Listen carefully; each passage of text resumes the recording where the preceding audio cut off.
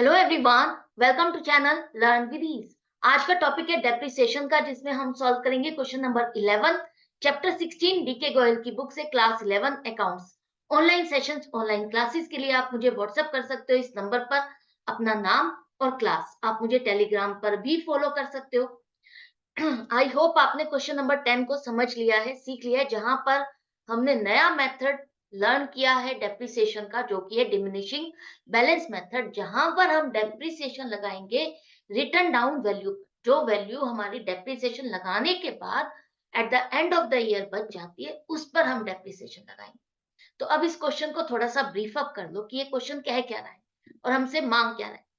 यहाँ पर हमने एक मशीन खरीदी, सेकेंड हैंड मशीन, 1 अप्रैल 2020 को 30,000 रुपए की। अब आपने ये सेकेंड हैंड मशीन खरीदी है, तो ये आपके लिए तो एक नई एसेट है ना। चाहे सेकेंड हैंड ही खरीदी, आपने तो एक एसेट खरीदी, आपके पास पहली बार आ रही है, तो ये 30,000 की आपकी एसेट हो गई।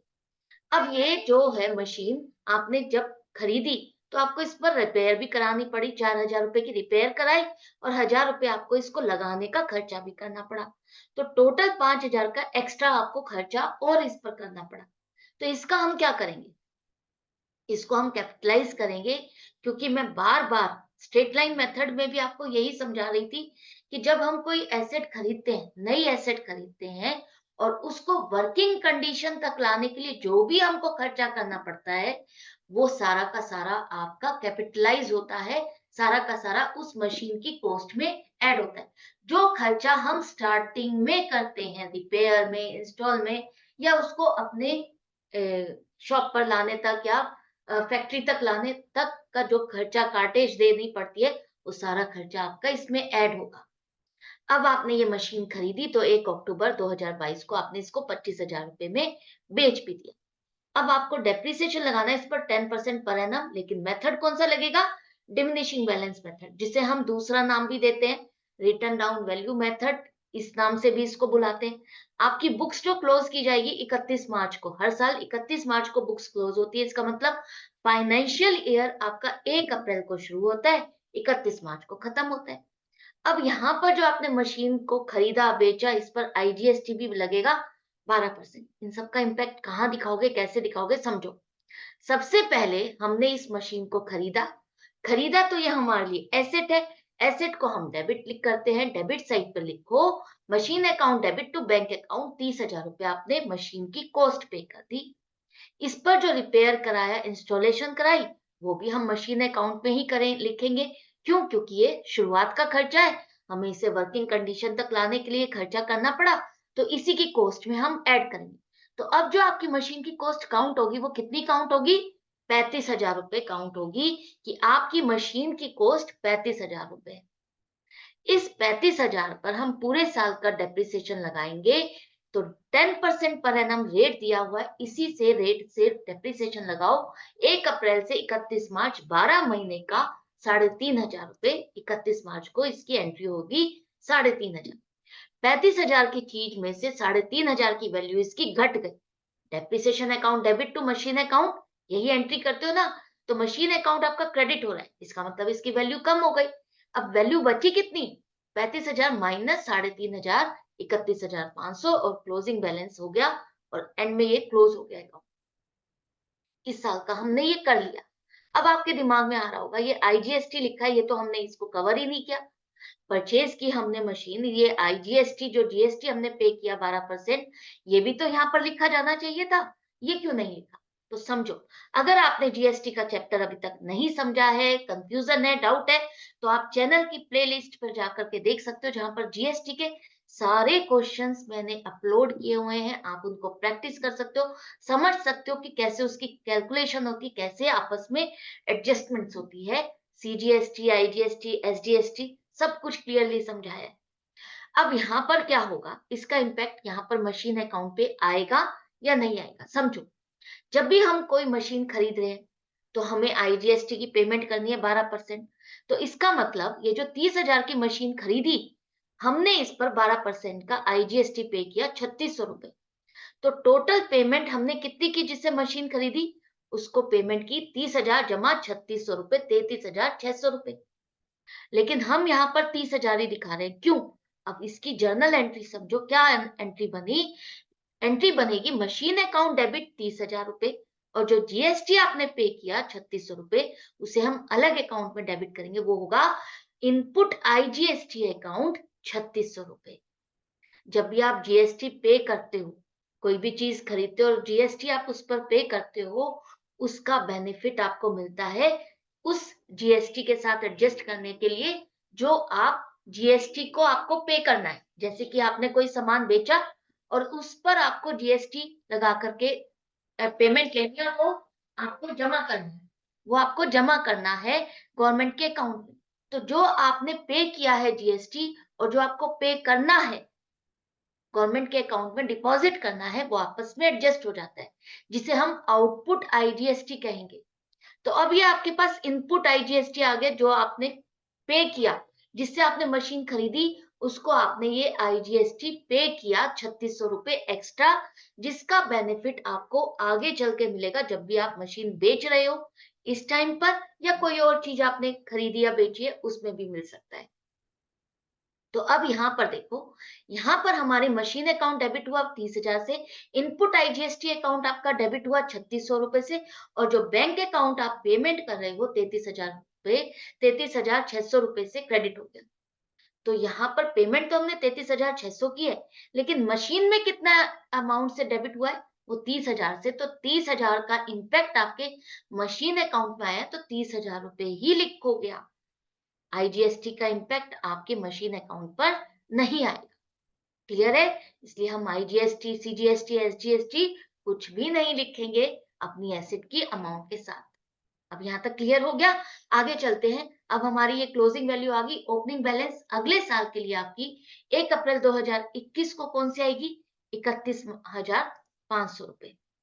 जब भी हम कोई भी एसेट है या लाइबिलिटी है, उसके क्लोजिंग बैलेंस को अगले साल फिर से कैरी ऑन करते हैं, ब्रॉट डाउन करते हैं, उसका अकाउंट खोलते हैं।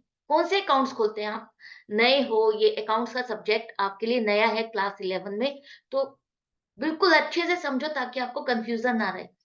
जो भी आपके बैलेंस शीट में अकाउंट शो होते हैं, जो भी आप बैलेंस शीट बनाते हो, एंड में जितने भी बैलेंसेस आपके पास अकाउंट के बैलेंसेस बैलेंस शीट पे आते हैं, वो अगले साल जा करके आप नई बुक्स में उनको दोबारा से ओपन करते हो विद ओपनिंग बैलेंसेस। कौन से ओपनिंग बैलेंसेस? जो पिछले साल के closing balances. Profit and loss account में जो भी अकाउंट आप बैलेंस ट्रांसफर करते हो, वो अकाउंट आपके क्लोज हो चुके होते हैं, उनको आप नहीं ओपन करते, वो खर्चे या इनकम के अकाउंट है, नॉमिनल अकाउंट है। लेकिन जो बैलेंस शीट है उसमें आपके पर्सनल अकाउंट है, रियल अकाउंट है, तो यहाँ पर बैलेंस शीट से उठा करके आप दोबारा से बैलेंसेस को ओपन करते हो, अकाउंट्स को ओपन करते हो। एक अकाउंट, एक साल का हमने अकाउंट ये बना लिया, मशीन अकाउंट। अगले साल हमने क्या किया? ओपनिंग बैलेंस लिया 31,500, और 31,500 पर अब आप पूरे साल का डेप्रिसिएशन लगाओगे। 31 मार्च 2022 को आपका फाइनेंशियल ईयर क्लोज हो रहा है। इसके बीच में आपने ना कोई सेल की है ना परचेज की है, तो यही आपकी मशीन थी। इस पर अब आप जो ये अमाउंट बच गई थी 31,500 रुपए, इसी पर ही आप पूरे साल का डेप्रिसिएशन लगाओगे 10% से, तो 3,150 रुपए से डेप्रिसिएशन लगेगा। क्लोजिंग बैलेंस आएगा 28,350 रुपए। कैसे आया? 31,500 माइनस 3,150, और ये हो गया आपका 31,500 से अकाउंट क्लोज। तो 2 साल के हमने अकाउंट बना लिए, लेकिन आपने इस मशीन को सेल किया है अगले साल। उस टाइम पर क्या ट्रीटमेंट होगी? देखो, ये आपका क्लोजिंग बैलेंस है, हम इसको दोबारा से ओपनिंग बैलेंस लेकर आएंगे, टू बैलेंस बीडी करेंगे 28,350 रुपए। अब 28,350 की जो मशीन है, इसको हमने इस साल बेच दिया 1 अक्टूबर 2022 को। 1 अक्टूबर 2022 तक हमने इस मशीन को यूज भी किया। तो अब हमें ये जब मशीन बेच रहे हैं 25,000 की, तो हमें चेक करना है 1 अक्टूबर की इसकी वैल्यू क्या थी। हमने जो 25,000 में इसको बेचा, हमें फायदा हुआ या नुकसान हुआ? तो 28,350 की वैल्यू इसकी 1 अप्रैल 2022 को है। हमारे पास बुक वैल्यू है 28,350 रुपए, जब हम इसकी साल की शुरुआत में। अब हमने इसको इस साल 6 महीने के लिए यूज भी किया। 1 अप्रैल से 30 सितंबर तक हमने इसको यूज किया 6 महीने के लिए, तो 6 महीने का भी तो डेप्रिसिएशन लगेगा। उससे भी तो इसकी वैल्यू घट गई। तो 28,350 पर 6 महीने के लिए आप डेप्रिसिएशन लगाओगे तो 10% के हिसाब से 1418 रुपए बनेगा। अब आप इसमें से माइनस कर दो, तो अब जिस डेट को आप इस मशीन को बेचने जा रहे हो, तो अब आपकी डेप्रिसिएशन के बाद जो वैल्यू बचती है इसकी, वो बचती है 26,932 रुपए, जिसे हमने 25,000 में बेच दिया। 26,932 की चीज को हमने 25,000 में बेच दिया, तो हमें 1932 रुपए का नुकसान हो गया। क्लियर है? अब आपको यहाँ पर स्ट्रेट लाइन मेथड और इसमें कुछ फर्क समझ में आ रहा होगा। स्ट्रेट लाइन मेथड में हम जो कॉस्ट होती थी मशीन की, उस पर डेप्रिसिएशन लगाते थे हर साल, और हमें जब भी कोई मशीन बेचनी होती थी तो हमें स्टार्टिंग से पूरा डेप्रिसिएशन कैलकुलेट करना पड़ता था, चेक करना पड़ता था, सारी अमाउंट इकट्ठी करनी पड़ती थी। लेकिन यहाँ पर आपकी रिटर्न डाउन वैल्यू पर है, एक ही मशीन का अकाउंट है, तो अब आपने यहाँ पर देखा कि इसी की अमाउंट ये बची हुई है, तो इसी पर ही आगे चल करके और कितना डेप्रिसिएशन लगना है, बस उतना और लगाया और इजीली आपने इसकी कैलकुलेशन कर ली। तो अब देखो आपको पैसा कितना मिला। ये मशीन अब आपने बेच दी, तो ये मशीन आपकी खत्म हो गई, क्लोज हो गई, ये अकाउंट आपका क्लोज हो जाएगा। अब आपके पास कोई मशीन नहीं रही, जो मशीन खरीदी थी वो आपने बेच दी, तो 25,000 रुपए आपको मिल गए। इसको बेच करके 1932 रुपए का आपको नुकसान हुआ, और जो आपने इस साल का डेप्रिसिएशन जो अभी तक बुक्स में रिकॉर्ड ही नहीं किया, इस साल का डेप्रिसिएशन तो अभी आपको रिकॉर्ड करना है ना, वो तो आपने रिकॉर्ड ही नहीं किया। 6 महीने के लिए जो आपने यूज किया, ये तो हमने अभी इसकी वैल्यू कैलकुलेट करने के लिए निकाला है, तो ये 1418 रुपए का खर्चा भी तो डलेगा आपका डेप्रिसिएशन का। ये सब निकालने के बाद अब देखो टोटल आपकी मशीन की अमाउंट जो 28,350 थी, वही आपकी टोटल आ गई, जो आपकी खत्म हो गई, क्लोज हो गई, बची ही नहीं है, आपने बेच दी। ये मशीन जब बेची, 25,000 रुपए मिले, 1932 का नुकसान हुआ, और इस साल हमने 6 महीने के लिए इसको यूज किया था, 1418 का डेप्रिसिएशन का खर्चा हुआ, ये अकाउंट क्लोज हो गया। अब बेचते हुए भी हमने इस पर आईजीएसटी जरूर से जिसको बेचा उससे हमने चार्ज किया, 12% हमने उससे चार्ज किया होगा ना। लेकिन यहाँ पर आपकी उसका इम्पैक्ट नहीं आएगा। क्यों?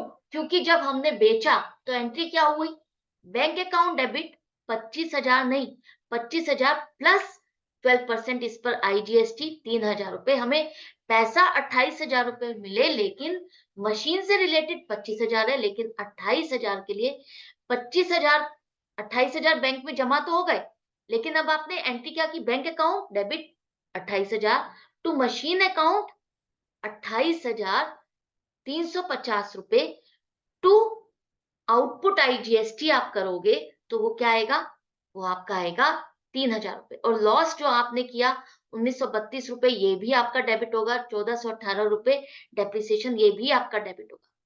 तो बैंक अकाउंट आपका 28,000 से तो डेबिट हुआ, प्लस ये भी दो अकाउंट आपके डेबिट हुए, और क्लोजिंग में आप क्रेडिट क्या करोगे, मशीन अकाउंट को करोगे 28,350, और जिसको आपने बेचा उससे आपने आउटपुट आईजीएसटी कलेक्ट किया, तो वो भी आपका क्रेडिट होगा, जो कि आपकी लाइबिलिटी है गवर्नमेंट में डिपॉजिट करना। अब जो आपने 3,000 रुपए जो आपकी लाइबिलिटी है, वो आपकी एडजस्ट हो जाएगी। जो आपने 3,600 रुपए परचेज करते हुए पे किया, वो आपकी पूरी लाइबिलिटी आपस में एडजस्ट हो गई। तो अब आपको गवर्नमेंट को डिपॉजिट अभी नहीं करना, बल्कि अभी आपके पास 600 रुपए का बैलेंस बचा हुआ है। तो आईजीएसटी का यहाँ पर आपको समझ में आ गया होगा, कोई इम्पैक्ट नहीं पड़ा। और भी अच्छे से समझने के लिए, यहाँ पर कंफ्यूजन ना बढ़ाने के लिए, आप इस चैप्टर को अलग से समझ सकते हो प्लेलिस्ट से। तो मैं मिलती हूँ आपसे नेक्स्ट वीडियो में नेक्स्ट क्वेश्चन के साथ। Goodbye and take care. अपनी प्रैक्टिस आपको जारी रखनी है ताकि कॉन्सेप्ट्स अच्छे से क्लियर हो।